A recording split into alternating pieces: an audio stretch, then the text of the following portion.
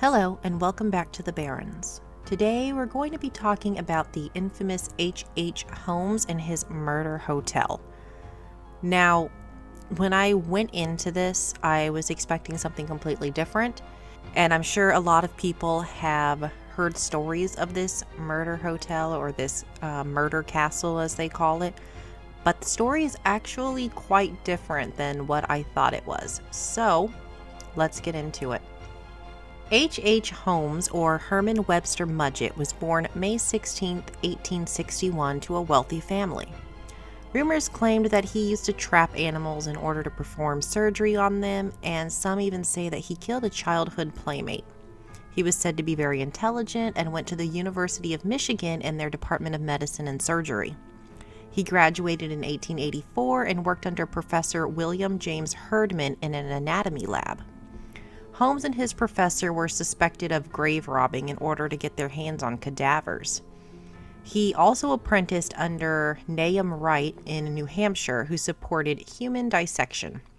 Later on down the line, when he was suspected of murder, he admitted to committing life insurance fraud several times in college by mutilating cadavers. He also was seen with a little boy in New York who soon after disappeared. And on top of that, a customer of his pharmacy in Philly died after taking his pills. In 1886, Holmes changed his name to Henry Howard Holmes after moving to Chicago. He became a pharmacist at Elizabeth S. Holton's drugstore, and eventually he took it over himself.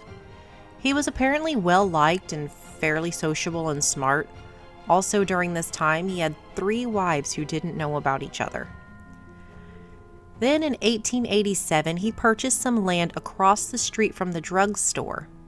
Supposedly, historians believe he took the money from his employers. It started as a 2-story building, which many believed would become the home of all of his terrible, heinous acts. But in 1892, he actually added a 3rd floor, but it was never finished. He claimed that it would be used for a hotel space, but he was really just trying to trick investors and insurance companies. The Crime Museum said that he had hired a lot of crews and fired a lot as well during the time of construction in order to keep people from discovering his intentions for the building. This building had 100 rooms with stores on the bottom and apartments on the 2nd floor. Some people say that it had trapdoors, a human-sized furnace, and staircases that led to nowhere. There's also rumors that there were chutes that would allow Holmes to drop his victims down into the basement, as well as soundproof rooms.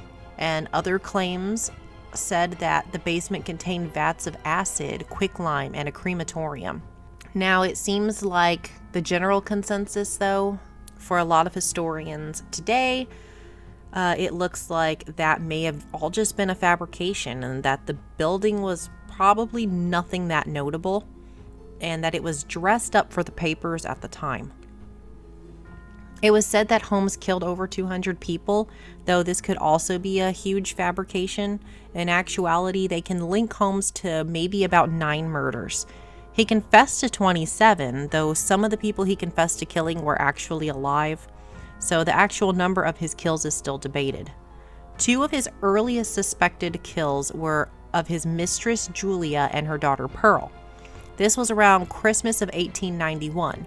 During his affair with Julia, he apparently revealed some of his business schemes. He denied killing her and then confessed to killing her, claiming it was an accident when he was trying to perform an abortion. But whatever happened to Julia and Pearl is still unknown. There were also 3 other women in which Holmes had some personal or business relationships with. These were Emmeline Sigrand Minnie Williams and her sister Nanny Williams. They also disappeared, and what happened to them is unknown, but can potentially be linked to Holmes. He involved himself with a man named Ben Pitzel, as well as a criminal named Marion Hedgepeth, who decided to go in together on a patent scheme. Holmes killed Pitzel and convinced his widow that he was alive, and then gave her $500 of the money they'd collected. So Pitzel's wife did know about the insurance schemes, but Holmes was worried that her children would say something, and so Holmes actually killed 3 of them. The first 2 were found in a cellar, where Detective Frank Geyer theorizes that Holmes locked them into a trunk and filled it with gas from a lamp valve. They then found the third body in a cottage in Indianapolis that Holmes once rented, and the body of that sibling was charred. The three siblings were Alice, Nellie, and Howard. Hedgepeth informed on Holmes, which led to his arrest in Boston in 1894. Authorities then, according to some articles, searched the Holmes building, but nothing was discovered that would incriminate him for the crimes in Chicago. In 1896, he was sentenced to hang in Philadelphia for the murder of Ben Pitzel, and in autobiography, Holmes wrote, "I could not help the fact that I was a murderer, no more than the poet can help the inspiration to sing." In his memoir, he says of himself, "but a very ordinary man, even below the average in physical strength and mental ability." He was said to have been free of any fear or depression leading up to his hanging, and he was actually calm and friendly. He was buried in a pine coffin filled with cement 10 feet below the ground, as he was afraid of grave robbers unearthing him. A fire emboweled the building in 1895, but it remained standing until it was torn down in 1938. It's now a United States Postal Service building. So, while the idea of Holmes building a murder hotel sounds much more gruesome and front page worthy, the truth is probably a lot different. Holmes was still a monster, that's for sure, but it seems like he wasn't some genius designer with hidden rooms and torture chambers. The murder castle wasn't actually even a hotel. There are so many accounts to pick through, with arguments being made from different sides. So if you want to, you can dive into it for yourself and see what you believe.